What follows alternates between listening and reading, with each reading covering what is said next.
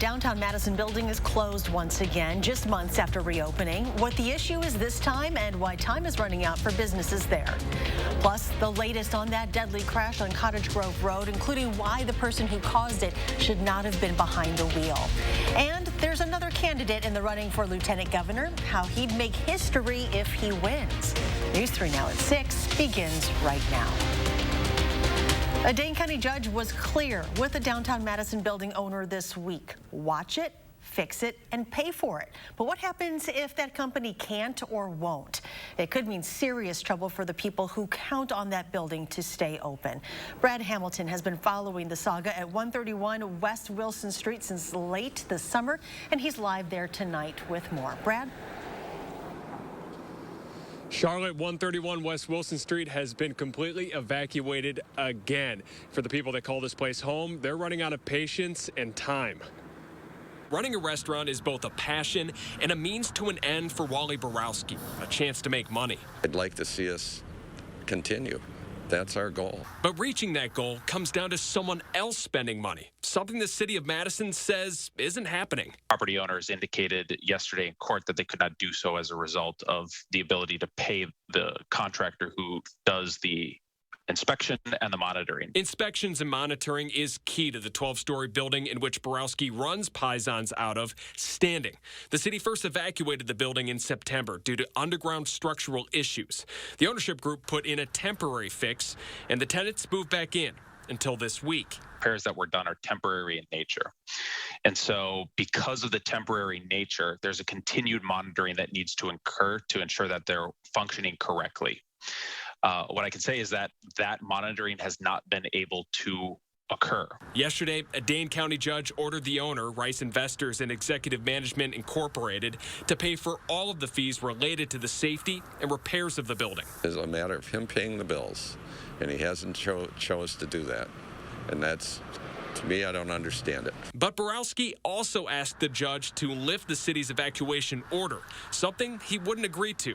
Now Borowski is facing an uncertain future, but also running out of time to keep his employees on the payroll. We've tried to be a good community member, and I think our customers appreciate us. We did reach out to Rice Investments, which owns this building behind me here. They did respond, but said no comment. Charlotte? Brad Hamilton reporting live tonight. Brad, thank you. Let's check your certified most accurate forecast now with meteorologist Dana Fulton. It is a little chilly outside, a very December-like Friday evening. And as we look ahead to the weekend, we're going to hold on to these colder temperatures. Doppler track right now has some light snowfall to the north, a little mixed precipitation south of Chicago. So well to our south right now.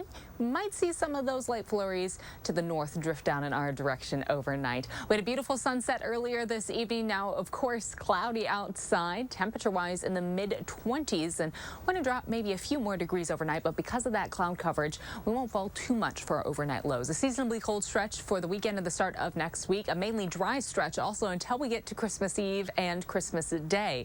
That could bring along a little opportunity for some flurries and light snow, but we'll take a closer look at that chance in just a few minutes. Free on bond, but not free to drive. Madison police say that didn't stop a 38-year-old man from speeding through an intersection this week, killing 2 people and dying in the crash himself. We now also know the identity of the other 2 victims who died in that crash. They are 68-year-old Mark Brilski and 66-year-old Kathy Brilski of Madison. Tahlil Mohadeen is live on the east side where this all happened earlier this week. Tahlil, what did you learn today? Well, the lone survivor of this crash was actually a passenger in David Hanaway's car. Now, that passenger said Hanaway was emotionally distraught as he sped through a red light on Cottage Grove Road Tuesday, smashing into an SUV. Now, witnesses told police that they saw Hanaway driving at about 60 miles per hour in a 25-mile-per-hour zone. His sedan eventually T-boned an SUV with 2 people inside. But according to court records, David Hanaway faced an active charge for eluding officers. Although Madison police stressed he was not running from police before this crash in August, Hanaway posted a $500 cash bond and was told he could not drive without a valid license. Hanaway's license was still suspended Tuesday. Hanaway was also facing a misdemeanor battery charge after allegedly slapping a woman who was 8 months pregnant in the face, then driving his car into her legs. Hanaway was scheduled to go to trial for those charges next August. Now, I spoke with the crash victim's son and friends. Tonight at 10, we'll hear about those two people and why they're considered pillars of the community. 10 people are sent to the hospital after a 2-alarm fire in Milwaukee, 7 of them children. It happened last night around 11 o'clock. Crews rescued 2 children trying to jump from a second-floor balcony to safety. The 10 people inside were all treated for minor injuries. Milwaukee police are investigating the fire, and they're asking anyone with information to contact authorities. Authorities here in Madison are looking for a missing Madison man. According to the Madison Police Department, 69-year-old Joe Flores was last seen just after midnight today. Officials say Flores has a cognitive impairment and likes to take walks to area lakes. He was last seen wearing a blue puffy jacket with blue jeans and a cane. Anyone with information about his whereabouts is asked to call Madison Police. Schools in Platteville are closed due to a threat of violence. In a Facebook post, school officials said they were notified of the potential threat and decided to cancel classes out of an abundance of caution. The threat is being investigated. It is unclear, though, if the decision is related to a nationwide threat circulating on the social media app TikTok. The CEO of the Hmong Institute in Madison is running for lieutenant governor. Peng He made the announcement today. He'll be running as a Democrat looking to replace Mandela Barnes, who's running for U.S. Senate. He says his track record of fighting for shared values, advocacy, and getting things accomplished will help him stand out. The winner of the August 9th primary will be paired with Governor Evers. He is looking to become the first Hmong statewide official. The city of Milwaukee will soon have a change in leadership. Last night, the U.S. Senate confirmed Mayor Tom Barrett to become ambassador to Luxembourg. Barrett did not say when he plans to step down. Common Council President Cavalier Johnson will become acting mayor. A special election will be held to fill the remainder of Barrett's term that ends in 2024. He was elected mayor in 2004. The city of Madison wants to remind you to be good to your pipes over the holidays. During this time, more people cook and bake more, which means more fats, oils, and grease. These can create a hard layer of material that can clog pipes and sewer lines. A lot of the time, people don't realize what we're doing as part of preventative maintenance until they actually have a backup. And that point, it's really messy. It can kind of be, it can be hazardous, and it can be expensive to fix. To avoid backups, pour grease into a container to harden, then throw it in the trash. Limit the use of the garbage disposal, too, and use sink strainers to catch solid material. Coming up, the Badger volleyball team is back in the national championship. We'll hear from some of the players on their matchup with Nebraska. Later, we are sending Holt to the south. I'll have the latest totals. We continue our tornado relief telethon.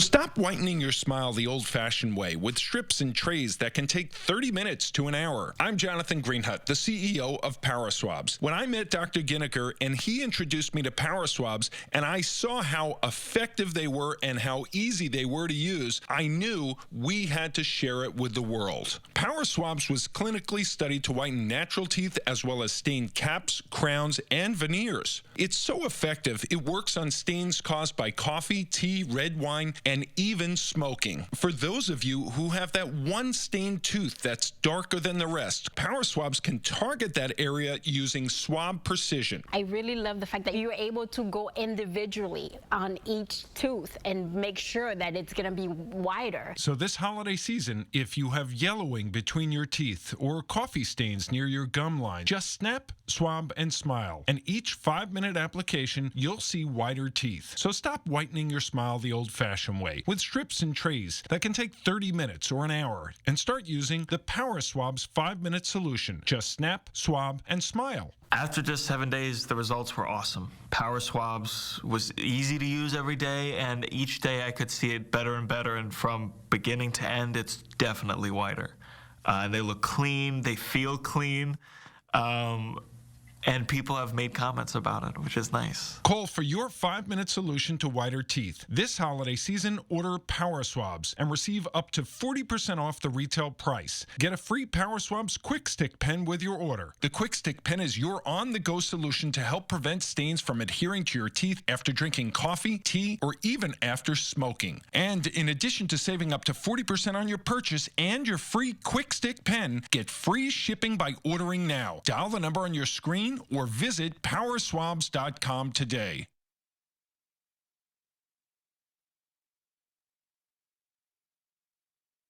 You're watching News 3 Now at 6. Winner of the National Edward R. Murrow Award for Overall Excellence in Television. One win away from a national championship after last night's victory over Louisville. Jordan Reed is live in Columbus as the team prepares for tomorrow's match. Hi, Jordan. Hey, Charlotte. Well, playing on this stage is nothing new to Wisconsin. I mean, just a couple of seasons ago, they made it to the national championship, and now they find themselves back here once again, you know, still hunting their first national title. And now they're going to be facing a very familiar opponent, Nebraska. This will be the third time this season that the Badgers and Huskers face each other. Wisconsin swept the regular season series. In the first match, it was a sweep. Then the second time, winning it in 4. Again, that's just this season. Right now, the Badgers are riding a 7-match win streak against the Huskers. Now, regardless of Wisconsin's success, they know what's waiting for them tomorrow night. Really is a genuine level of respect with that team. And with that, you know, they play good, hard volleyball. And that's exactly the type of team we like to play. We like to play people who give us their best, because we want to play the best. And we see that from Nebraska time in and time out. So I think, yeah, it's going to be an epic match. Well, you heard it right there from the National Player of the Year. It's going to be a Big Ten battle for the national title. That's coming up tomorrow night. First serve is set for 6:30 here in Columbus. Coming up, we're getting closer to our goal as we continue our virtual telethon to help the victims devastated by those tornadoes down south. Plus, a shortage of blood is causing some clinics to make some pretty tough decisions, how they're trying to save their blood supply. And could we see any snow before Christmas? Dana will have the full forecast when we come back.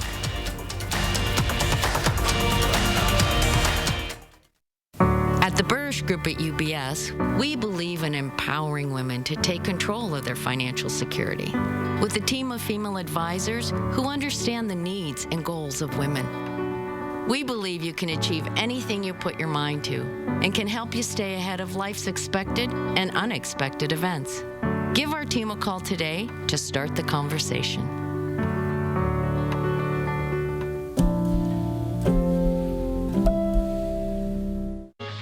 Belly pooch, muffin top, back fat. Sound familiar? Stubborn fat is not your fault. We can help you here at Sonobello by permanently removing that stubborn body fat. It's not just about inches lost, it's about changing people's lives and giving them the confidence they deserve to have. Sonobello is America's #1 cosmetic surgery specialist with board-certified surgeons who are dedicated to transforming lives with permanent fat removal in just one visit. We're the leading experts because we are passionate about what we do. Wherever there's excess fat, we can remove it. At Sonobello, we're here to help you reach your goals so that you can live your life to the fullest. Schedule your free, no-obligation consultation now and find out how you can get $250 off instantly. Call 1-888-740-3917 or go to sonobello.com. Bye, Mom. Sometimes you just gotta do what's in your heart to put some joy out there. When the world needs a little bit of love, give it love. It's about caring for others and for those who care for others, because everyone should know, no matter who they are, just how much they matter. Be happy, be healthy, be kind. Unity Point Health Meritor, a partner of UW Health. Know how much you matter to this world. How do you use your energy? Celebrating the people you love? Mixing up smiles? Making each day brighter than the last? At Alliant Energy, we bring more clean, renewable energy to our customers every single day to power what matters to you. Because even during the most powerful moments in our lives, we're not thinking about power, we're thinking about each other. Alliant Energy, powering beyond.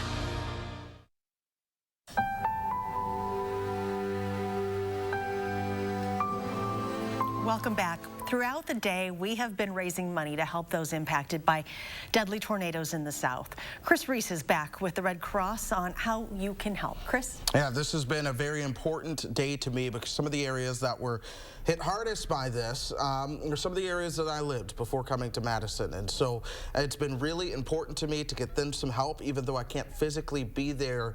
I knew I could help get some financial donations down there. And so that's why I decided to do this fundraiser, and I thank you to the American Red Cross who's joined me. You've been with me since 4:30 this morning.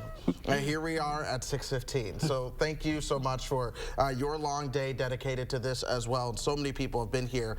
But I want to take a moment and talk about why we're doing a financial fundraiser. A lot of folks really like to give the supplies, the toys, the blankets and clothing and things like that. But I've learned from you all that money is truly one of the most important things. I'd love to just tell the viewers about that. It really is, Chris, because you've got to remember, these are folks that, you know, a week ago today, you know, they were planning for Christmas. They were planning for family get-togethers and being together with families and friends. And they lost everything. They lost, you know, their home. They lost, you know, their lives have been completely disrupted by this disaster. And this money that you're helping us raise today, and again, I want to thank you and Channel 3 to helping us raise this money today. You know, because our hearts go out to all of those families that have been impacted by this disaster and storms. But your money today, this really helps us get that much needed help to those in need that have nothing. You know, especially right now at this holiday season, you know, any amount, small or large, will make a huge impact on people's lives. And so we really need your help. We're very close to our goal. I hope we can exceed it here just while we're talking. But we really need the viewers to help step up and help us, you know, with our efforts. You know, we've got over 500 volunteers down on the ground helping these people right now. We're in shelters. We're providing a warm meal, a blanket, and that's what your gift gives. That hope of recovery at this time of the season. You know, I have a friend who, she was lucky enough that her home was not necessarily destroyed, but her neighbor's not so lucky. And I want to share just a little bit of her story. She's someone that I grew up with in Houston, and she's into journalism as well. So at my last station, I convinced her to move to Kentucky, and then I left a year later, but they loved it. They stayed. And now she's married. She has a 2-year-old son, and they were asleep. And I called them 16 times to get them awake because I knew that the tornado was headed right for their house. And she told me, you know, they woke up on the 16th phone call, they grabbed their son, they ran downstairs, and as they were going downstairs, they noticed the furniture starting to swirl. And so now she's afraid to sleep. She's afraid of wind, and she sleeps on the floor outside of her son's bedroom. And I know that the Red Cross does things for emotional support as well. We do, and not only for adults, but also for kids as well. We've got counselors, mental health workers on the ground, even pastoral care to help with the those mental things that people are going through with this loss. And there's so much we're saddened by the loss of life as well. And so we're there to help those folks with their recovery. And that's again why we need folks to help us by giving generously today. Thank you. My producer just told me we are $50 short of $50,000. Just $50 short of $50,000. So folks, please go and give if you can. Go to channel3000.com. You'll have the options there, but also you can go to redcross.org/news3now or scan that QR code on the bottom of your screen. $50,000. We're so close to that, but also this fundraiser goes all weekend long, and we're going to recap those final numbers on Monday. But folks, please give. It is not too late to do so, and we'll be right here to count those numbers. Thank you. For the last year, we've been dealing with shortages for all kinds of things, but one of the most impactful is that of blood. The nation has seen fewer donations due to the pandemic. Right now, the type they need the most is O, both positive and negative. Now, elective surgeries are being put on hold to save on blood. To help conserve blood, Meritor is also using a triage process that reviews when to use blood transfusions. They're hoping this process is only temporary. Let's now check back in with meteorologist Dana Fulton for your complete forecast. Charlotte, I'm glad you brought that up. As someone who is O negative, it is very important for us to get out as the universal donor. So if you are healthy and able, it really doesn't take that much time, and it's a free way to help impact those in our community and across the country. As far as our community goes for tonight, it's mostly cloudy outside. We do have showers down to the south, warmer air down to the south. The system, as it moves east, might bring a few flurries into southern Wisconsin. The steadier snowfall northwest right now in Minnesota, but we could see a few snowflakes swirling around overnight into Saturday morning. Mostly cloudy right now, so temperatures won't move around too much overnight, holding pretty steady in the middle 20s. There's that small opportunity to see possibly again a few light flurries early in the day on Saturday. Afternoon high temperatures will be in the low 30s for Saturday, close to freezing.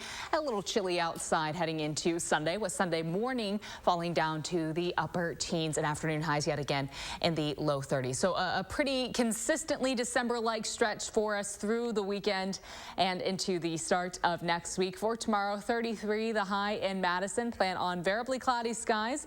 Again, that small opportunity to see a few flurries swirling around overnight and early in the day, but otherwise not expecting much to really build in for us as far as accumulation goes over the rest of the 10-day. A mostly quiet and dry stretch overall. Sunshine for Sunday and for Monday. Monday we see a brief warm up in the upper 30s. With winter starting on Tuesday, we fall back down with sunshine expected for the middle of the week. And temperature-wise, we'll have afternoon highs in the low 30s all the way through the weekend into the start of next week. Overnight low temperatures staying close to 20 for us. So again, a seasonable stretch for the 10-day. A quick look at Christmas Eve and Christmas Day. Some light flurry chances late Friday into Saturday morning. Possibly a few extra snowflakes swirling around, but right now we'll keep a close eye on the potential for any minor accumulation with that event for Christmas Eve and heading into Christmas Day. News 3 Now First Warn Weather is brought to you by Lazy Boy Home Furnishings and Decor. Discover a shopping and design experience as comfortable as the furniture. Lazy Boy Home Furnishings and Decor. Schedule your free design consultation today. Hey guys. Hey Dad. You ready? This holiday, US Cellular is doing a little something extra to keep everyone connected. Right now, choose any phone from any brand at any of our stores for free. Plus, save big with unlimited data for our best price of the season, just $30 a month. Now that's a deal to cheer about. Feel the locally grown joy from US Cellular, America's locally grown wireless. After my kids left for college, the house got a bit empty, so I'm like, I'm getting a dog.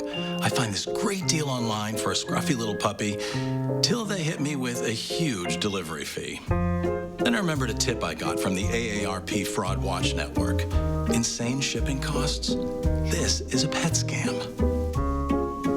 I'll keep looking. Recognize fraud sooner, so your money lives longer. The younger you are, the more you need AARP. At the Burrish Group at UBS, we believe in empowering women to take control of their financial security. With a team of female advisors who understand the needs and goals of women. We believe you can achieve anything you put your mind to and can help you stay ahead of life's expected and unexpected events. Give our team a call today to start the conversation.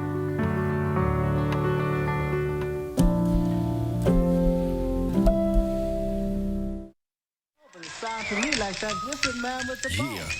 You don't have that type of ball. Let's go. 1, 2, 1, 2. I'm coming through. It's Big Snoop Dogg with the red, white, and blue. Yes, indeed. You know we don't fake. Globetrotters coming with the Harlem shake. We get to it and do it. Get things right. Shooting them hoops and making baskets all right. Don't miss the Globetrotters in Madison on January 2nd. Go to HarlemGlobetrotters.com. When the hands that do the fixing need fixing. When the hands that do the caring need caring. That's a job for O'Keeffe's Working Hands. It's America's #1 selling hand cream and guaranteed relief for extremely dry, cracked hands. Also available in O'Keeffe's for healthy feet. Saturday morning, we'll be previewing the UW volleyball team's national championship game in Columbus. And we're going to be looking at snow flurry chances for our Saturday morning. We'll give you the forecast tomorrow morning.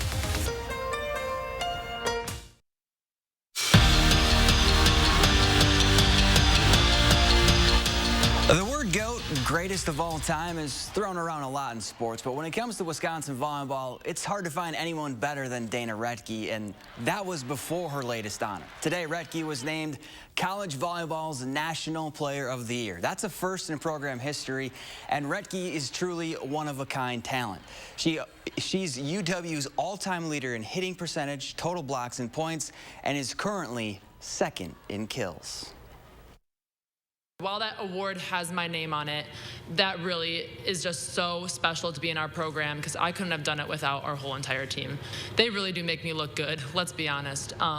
So I'm really thankful. I'm thankful that award gets to be a part of our program because it just says so much, and so I'm really pumped about that, but it really was an honor. If you would have asked Wisconsin at the beginning of the year about going to the Las Vegas Bowl, there probably wouldn't have been much excitement around it. There's not a lot of history and tradition surrounding it, but now it's a little different tune. The Badgers are excited to play on December 30th. It's the last opportunity to compete with this team and a chance to send the seniors out with a win. And that location isn't bad either.